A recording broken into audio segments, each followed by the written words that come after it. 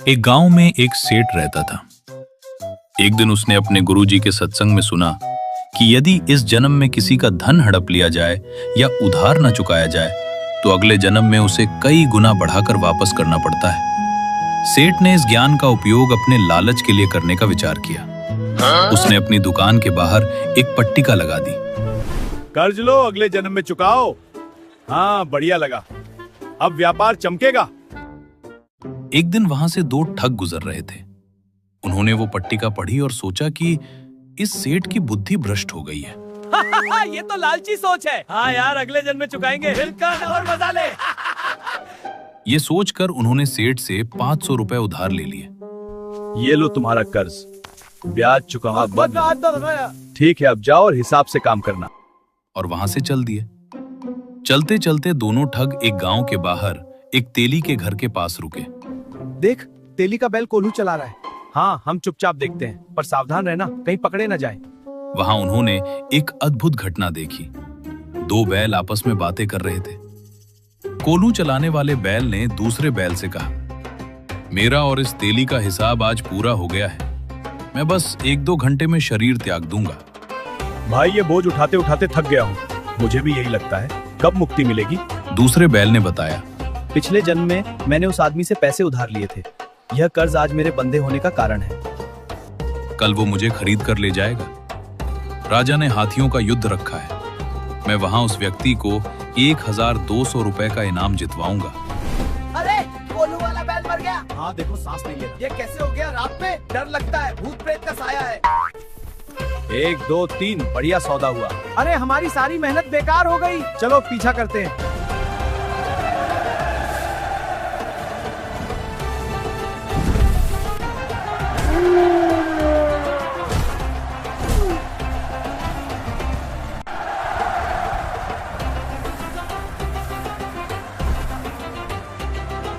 अरे भाई, ये तो हमारी ही कहानी है। अरे, हम ठगी बैल बन गए। चलो रे। ये सब देखकर दोनों ठगों के होश उड़ गए। उन्हें ये समझते देर न लगी कि अगले जन्म में उन्हें भी उस सेठ का कर्ज चुकाने के लिए बैल बनना पड़ेगा। भयभीत होकर दोनों दौड़े दौड़े सेठ के पास गए और उसके पैसे वापस देने लगे। परंतु सेठ ने पैसे बाहर फेंक दिए और कहा, निकलो यहाँ से, पैसे वापस नहीं। महाराज कृपा करे, हमें माफ कर दीजिए। धोखेबाजों को कुछ नहीं, जाओ। चिंतित होकर दोनों ठग एक साधु के पास गए। साधु ने उन्हें इस संकट से निकलने की एक युक्ति सुझाई। जल्दी करो दोस्तों, समय कम है। हाँ, और ईंटें लाओ यहाँ। शाबाश, काम जारी रखो। ठगों ने मुख्य मार्ग पर सेठ के नाम से एक धर्मशाला और एक कुआं बनवा दिया। परंतु जब भी कोई यात्री वहां विश्राम करने या जल पीने आता, दोनों ठग लठ लेकर खड़े हो जाते और कहते, सेठ जी का सख्त आदेश है कि यहाँ न कोई रुकेगा और न ही कोई जल पिएगा। ऐसा होने से लोग सेठ को गालियां देने लगे। एक दिन सेठ का एक संबंधी वहां रुको, यहाँ कौन आने का हुक्म दिया? हटो, मैं सेठ का समधी हूँ, रास्ता दो। समधी हो या राजा, लट खाओगे। अरे! तो ठगों ने उसे भी भगा दिया। उस संबंधी ने जाकर सेठ को खूब खरी खोटी सुनाई कि जब किसी को उपयोग ही नहीं करने देना था तो इतना धन लगाकर ये सब क्यों बनवाया। सेठ चकित होकर वहां पहुंचा तो देखा कि वे दोनों ठग वहीं लठ लेकर खड़े हैं। ठगों ने कहा, सेठ जी, या तो अपना हिसाब बराबर कीजिए और मान लीजिए कि आपका उधार चुकता हो गया, अन्यथा हम ऐसे ही आपकी बदनामी करते रहेंगे। विवश होकर सेठ को कहना पड़ा कि भाइयों, मेरा हिसाब बराबर हो गया, मेरा कोई कर्ज बाकी नहीं है। इस संसार में कर्म का नियम अत्यंत अटल है। हमें कभी भी किसी के धन या अधिकार पर अनुचित कब्जा नहीं करना चाहिए। हम जो भी लेते हैं उसे किसी न किसी रूप में, चाहे अगले जन्म में पशु बनकर ही क्यों ना हो, चुकाना ही पड़ता है। अतः व्यक्ति को सदैव ईमानदारी और धर्म के मार्ग पर ही चलना चाहिए। एक बार एक सिद्ध महात्मा थे। उन्होंने अपने चेले को एक गजब की सिद्धि सिखाई, पर साथ में एक वार्निंग भी दे दी। बेटा, जब तक मैं आश्रम में हूं ठीक है, पर मेरी गैर मौजूदगी में इस मंत्र को ट्राई मत करना, वरना लेने के देने पड़ जाएंगे। कुछ दिन बाद गुरुजी शहर चले गए। अब चेले पर आफत आ गई। पहले तो गुरुजी खाना बनाते थे, चेले को बस खाना होता था। अब उसे खुद आटा मांगकर लाना पड़ रहा था, खुद रोटियां बेलनी पड़ रही थी। चेला पसीने पसीने हो गया और सोचने लगा, यार ये क्या मजदूरी है? गुरुजी ने वो मंत्र सिखाया था ना। आज चेक करते हैं वो काम करता है या नहीं। बस फिर क्या था, उसने मंत्र पढ़ा और धड़ाम, सामने एक भूत आकर खड़ा हो गया। भूत ने आते ही धमकी दी, ओए बाबा, जल्दी काम बता। अगर तूने मुझे काम नहीं बताया तो मैं तेरी ही चटनी बना दूंगा। चेला तो डर के मारे कांपने लगा। उसने हड़बड़ी में कहा, जा आटा मांग के ला। भूत मिनटों में ले आया, फिर बोला, आग जला। जल गई। रोटी बना, बन गई। पानी भर, झाड़ू लगा। सब काम सेकंडों में खत्म।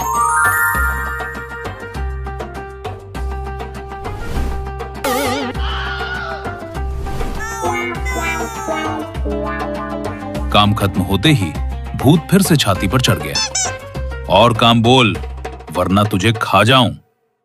चेले की हवा टाइट हो गई। मर गए भाई, ये तो कसूता फंस गया। किस्मत अच्छी थी कि तभी गुरुजी वापस आ गए। चेला दौड़कर उनके चरणों में गिर पड़ा और गिड़गिड़ाने लगा, गुरुजी बचा लो, ये भूत मुझे कच्चा चबा जाएगा। गुरुजी ने माथा पीटा और बोले, अरे भाई, मैंने तुझे मना किया था ना, पर तुझे तो कीड़ा था ट्राई करने का। खैर, गुरुजी ने कहा, जा जल्दी से एक लंबा बांस लेकर आ। चेला भागकर एक बांस लाया। गुरुजी ने कहा, इसे जमीन में गाड़ दे। फिर गुरुजी ने भूत से कहा, देख भाई पहलवान, तुझे काम चाहिए ना, तो ये ले तेरा काम। जब तक मैं तुझे कोई दूसरा हुक्म ना दूं, तुझे इस बांस पर ऊपर चढ़ना है और नीचे उतरना है। बस यही करते रहे, रुकना मत। अब बेचारा भूत कर भी क्या सकता था। लगा बांस पर ऊपर नीचे कूदने और चेले की जान में जान आई। संत रामपाल जी महाराज बताते हैं कि ये भूत हमारा मन है। अगर इसे खाली छोड़ोगे तो ये तुम्हें परेशान करेगा और डराएगा। इसलिए राम नाम वो बांस है। जब भी फ्री हो, अपने मन को राम नाम के सुमिरन में लगा दो, ताकि ये बिजी रहे और जिंदगी में सुकून बना रहे।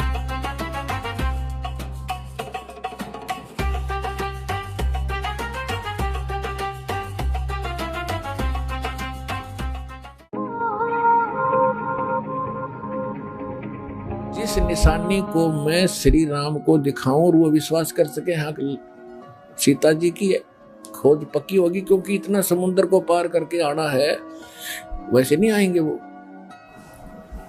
तो सीता ने अपना एक कंगन निकाल के दे दिया, कंगन हाथ में जो पैर रखा था सोने का, और कहा भाई इस चूड़ी को दिखा देना, वो खूब समझ जाएगी।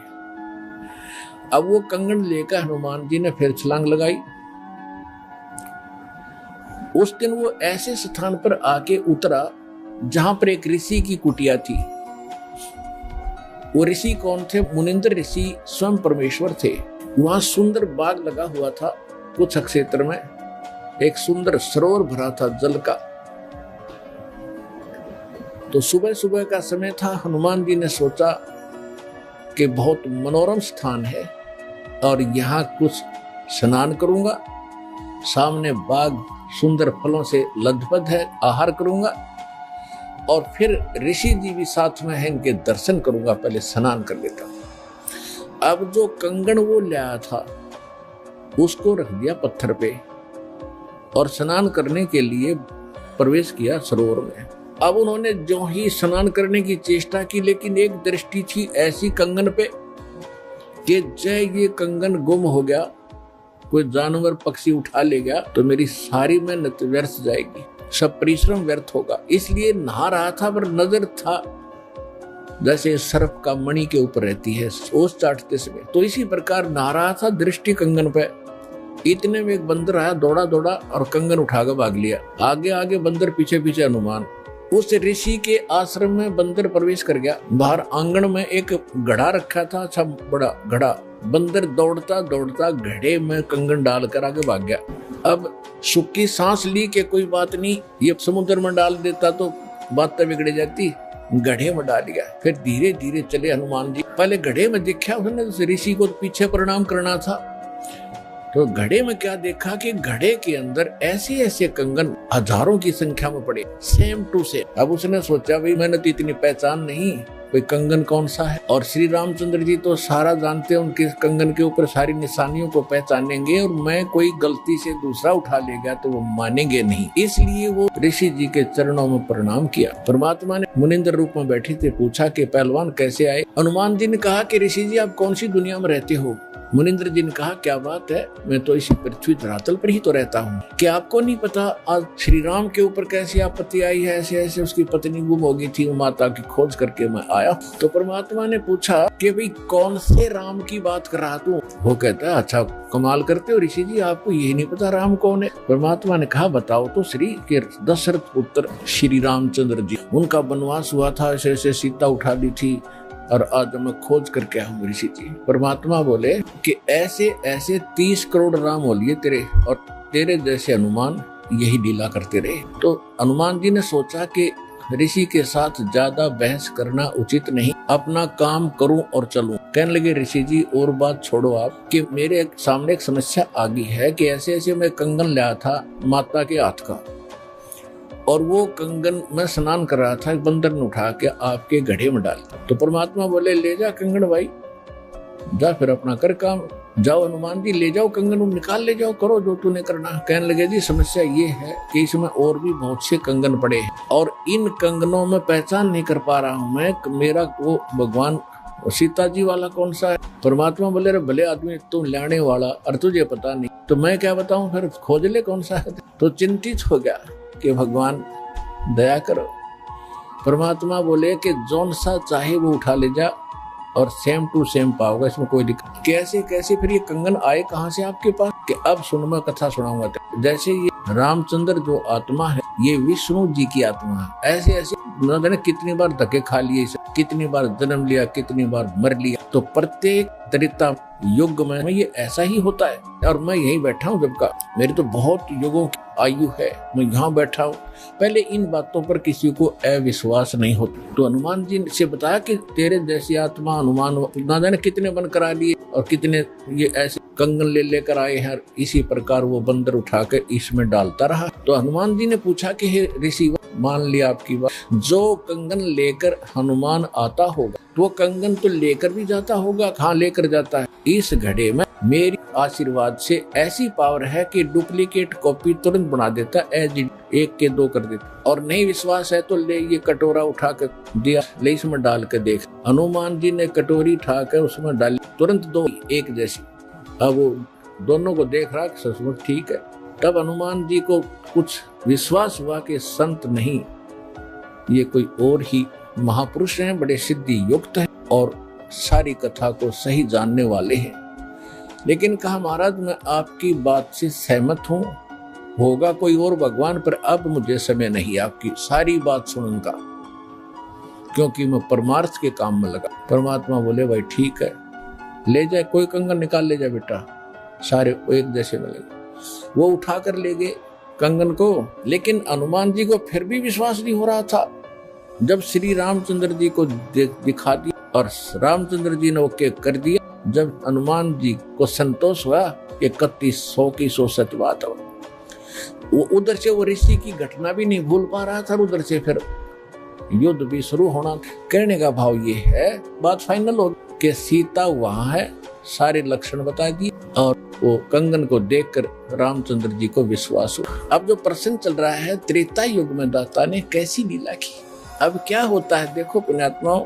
अब हनुमान जी ने जब तो ताकत थी, पहलवान था, धार्मिक था, रामचंद्र जी की जल्दी लग रही थी, जब ऋषि रूप में परमात्मा इत्फाक वहां मिले और सारी लीला देख ली, और फिर ये भी देख लिया कि उसी ऋषि ने आकर समुद्र पर पत्थर करे आए, और फिर भी बुद्धि बनाया क्योंकि रामचंद्र जी का साथ लग रहा था। अब मालिक ने उसका उद्धार करना था उस प्यारी आत्मा का, क्योंकि ऐसी ऐसी पुण्यात्मा है जो परमार्थ के लिए कोई लेना न देना, उड़ा छत्ती ताणी मारो, मरूंगा और मारूंगा, कि इसलिए रामचंद्र की पत्नी छुटवाऊंगा। और यति पुरुष थे, बाल ब्रह्मचारी थे, ऐसी लगन थी उसमें। तो कहने का भाव ये था कि फिर इस खुशी में कि रामचंद्र जी के साथ धाम जाऊंगा, वहां मेरी इज्जत होया करेगी।